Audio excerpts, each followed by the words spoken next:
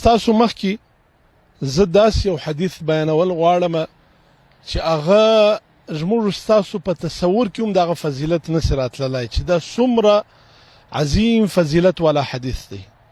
په دې حدیث کې رسول الله صلی الله علیه وسلم دا فرمایي، وای کله دا حدیث اوس ابن اوس الثقفي رضی الله عنه روایتي، او دا حدیث سنن ترمذی کې، مسند احمد کې، او داسې دا حدیث په نورو کتابو کې موجود دی. نبی علیه السلام فرمایي چې من اغتسل يوم الجمعة، من غسل يوم الجمعة واغتسل وبكر وابتكر ومشى ولم يركب ودنا من الإمام فاستمع له وأنصت.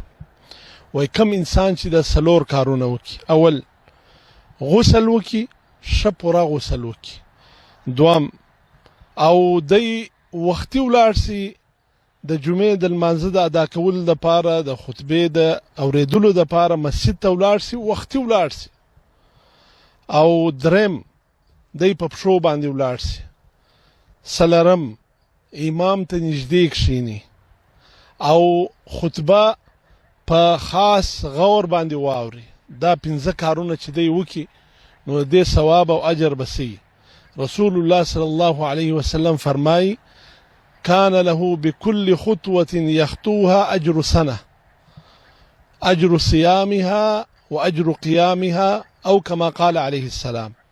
دا هر قدم چې د مسجد خواته اخیستی دی، دته به داغه قدم په بدله کې دونه ثواب او اجر ملاویږي کله یو کال چې د روژې نیولې دي او یو کال د قیام اللیل د شپې عبادت کړی دی. او دا صحیح حدیث دی.